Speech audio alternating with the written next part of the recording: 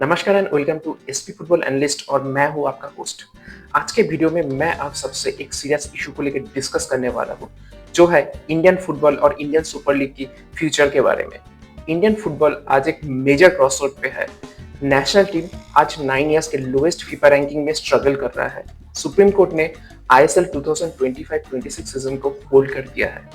सबसे बड़ा क्वेश्चन है, क्या ये सब प्रॉब्लम खत्म हो जाएगा? जापान साउथ कोरिया के वेल एस्टेब्लिश्ड लीग से क्या सीख सकते हैं हम? आज के वीडियो में मैं डिटेल एनालिसिस करने वाला हूँ इस एक्सप्लोसिव जर्नी को आपके साथ विद फैक्ट्स, लेटेस्ट अपडेट्स और आपका ऑनेस्ट ओपिनियन के साथ। सबसे पहले बात करते हैं हार्श रियलिटी की। इंडियन फुटबॉल की करेंट फीफा रैंकिंग है 133 और एशिया में है 24 आउट ऑफ 46 कंट्रीज। ये लोएस्ट रैंकिंग है पिछले 9 इयर्स में। हांगकांग के खिलाफ एम्बैरेसिंग 1-0 लॉस के बाद 2027 का एशिया कप क्वालिफिकेशन भी अभी डेंजर्स में है। National team coach Manolo Marquez also quit Indian coaching positions. बस हम लोग पॉजिटिव फ्यूचर के लिए काफी से उम्मीद ही कर सकते हैं। अगर अगर एशिया के best footballing Nations Japan and south Korea के करेंट फीफा रैंकिंग की बात किया जाए तो वो है 17 एंड 23। उनकी सीक्रेट है कि 1990 से कंसिस्टेंटली इन्वेस्टमेंट कर रहे हैं यूथ एकेडमीज पे, अपनी लीग को प्रॉपर स्ट्रक्चर प्रोवाइड करने में और प्रॉपर गवर्नमेंट सपोर्ट के साथ ये काफी आगे बढ़ गया है। लेकिन इंडियन फुटबॉल का अगर गोल्डन एरास का बात किया जाए तो वो था 1950 से 60s में। 1956 में ओलंपिक में हम लोग ब्रोंज भी जीते थे फुटबॉल में, और 1962 में एशियन गेम्स में हम लोग गोल्ड भी जीते थे फुटबॉल में। बट उसके बाद सिर्फ डाउनफॉल ही देखा है इंडियन फुटबॉल। करंट सिनेरियो की अगर बात किया जाए तो आई लीग ऑलरेडी सेकेंड ईयर में रेलीगेटेड हो चुका है। आईएसएल को होल्ड कर दिया गया है 25-26 सीजन के लिए। ग्रासरूट लेवल पे भी इन्वेस्टमेंट बहुत मिनिमम है। कोचिंग एजुकेशन की बात किया जाए तो वो भी बहुत ही ज्यादा सबस्टैंडर्ड्स है। अगर इस विषय में अगर आपको कमेंट करना है तो आप नीचे अपने ओपिनियन शेयर कीजिए। आईएसएल जो 2024 से इंडियन फुटबॉल के लिए न्यू होप बना था, पैक स्टेडियम, इंटरनेशनल स्टार्स और लोकल टैलेंट को जो प्लेटफॉर्म मिला था, अब वो हिस्ट्री लग रहा है। मोहन बागान 24-25 सीजन के चैंपियन बने। मुंबई सिटी भी एएफसी चैंपियंस लीग में प्रोग्रेस किए थे। बट ये सब पॉजिटिव के बीच भी काफी सारी नेगेटिविटी अभी चल रहा है। यूथ डेवलपमेंट की अगर इम्पैक्ट की बात किया जाए तो एकेडमीज काफी ज्यादा इम्प्रूव हुआ है। अंडर 18, अंडर 19 प्लेयर्स को भी एक्सपोजर मिल रहा है। इंटरनेशनल टैलेंट जैसे दिल पियरो जैसे लेजेंड भी इंडिया में आईएसएल खेल के गए हुए हैं। कंपटीशन लेवल भी काफी ज्यादा इंक्रीज हुआ है। फैन एंगेजमेंट भी काफी इंक्रीज हुआ है कुछ सालों से। अगर एवरेज अटेंडेंस की बात किया जाए तो पीक सीजन में वो 20,000 को भी क्रॉस कर जाता है। लेकिन ये सब के अगेंस्ट सबसे बड़ा धमाका आया जुलाई 2025 में, जब एफएसडीएल ने बॉम्बशेल ड्रॉप किया। क्योंकि 25-26 सीजन का जो आईएसएल सीजन होने वाला था वो होल्ड पे चला गया। क्यों? क्योंकि एमआरए मास्टर राइट्स एग्रीमेंट का रिन्यूअल स्टॉक है और मैटर अभी सुप्रीम कोर्ट में भी पहुंच चुका है और हियरिंग के लिए अभी रुका हुआ है। जो एग्रीमेंट दिसंबर 2025 तक करंट एग्रीमेंट एक्सपायर हो जाता, लेकिन लीगल अनसर्टेनिटी की वजह से वो अभी प्लानिंग अभी इम्पॉसिबल लग रहा है। क्लब्स अब फॉरेन प्लेयर्स को भी रिलीज कर रहे हैं। केरला ब्लास्टर्स ने तो ऑलरेडी रिलीज कर चुके हैं। यूथ एकेडमीज का भी फ्यूचर अनसर्टेन है और कोचिंग स्टाफ्स को भी ले आउट का चांसेस हो सकता है, पॉसिबिलिटीज है। ये सब देख के लगता है कि इंडियन फुटबॉल अभी अपना बिगेस्ट क्राइसिस पे चल रहा है। सिर्फ एमआरए का रिन्यूअल नहीं, ये प्रॉब्लम है पावर स्ट्रगल की। एफएसडीएल रिलायंस का जो सब्सिडी है वर्सेस एआईएफएफ का कंप्लीट डेडलॉक चल रहा है। करंट सिचुएशन की अगर बात किया जाए तो एफएसडीएल 50 करोड़ एनुअली एआईएफएफ को पे करता है, बट सुप्रीम कोर्ट ने नेगोशिएशन रोक दिया है क्योंकि एआईएफएफ का कॉन्स्टिट्यूशन को फाइनलाइज करने पहले बताया गया है। प्रोपोज स्ट्रक्चर के हिसाब से आईएसएल का 60% ओनरशिप, 50 एफएसडीएल का 26 का ओनरशिप, एआईएफएफ का 14% ओनरशिप, बट लीगल कॉम्बिनेशन की वजह से सब कुछ रुक गया है।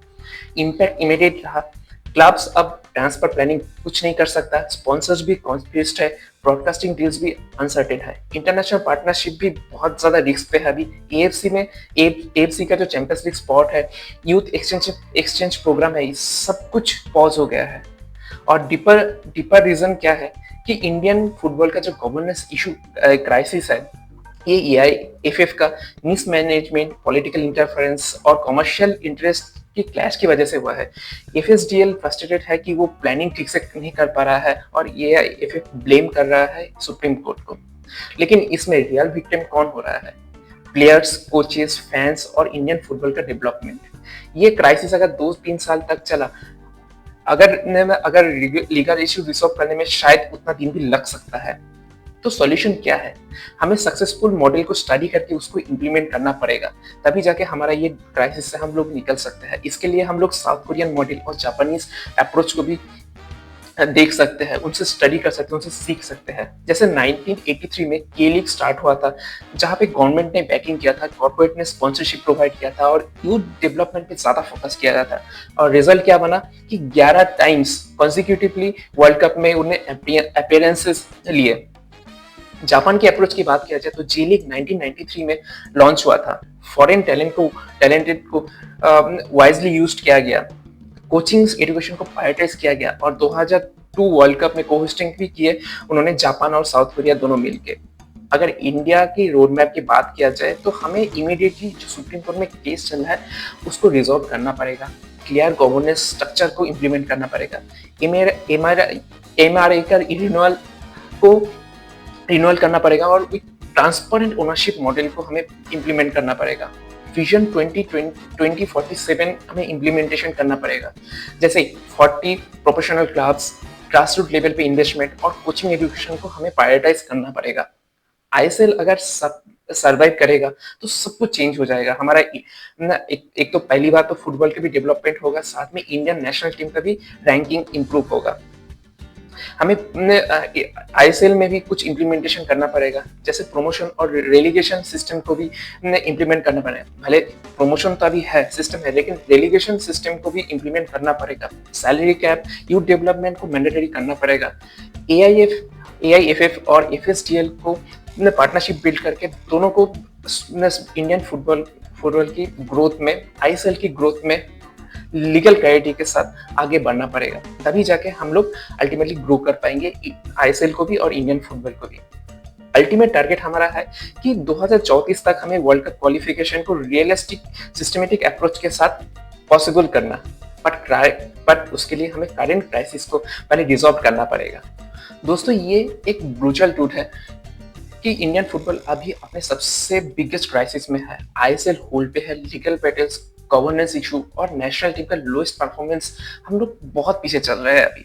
बट हिस्ट्री शोज कि क्राइसिस में भी अपॉर्चुनिटी आती है। कोरियन फुटबॉल में भी 90s 80s में क्राइसिस हुआ था, जापान में भी 1990s में स्ट्रगल किया था, लेकिन they emerged stronger with proper planning and commitment के साथ। इंडिया में टैलेंट है, ऑलरेडी हम लोगों ने 1950s और 60s में प्रूव कर चुके हैं। ओलंपिक्स में हम लोगों ने ब्रोंज मेडल जीते हैं फुटबॉल में, और एशिया कप में भी हम लोगों ने गोल्ड मेडल जीते हैं फुटबॉल में।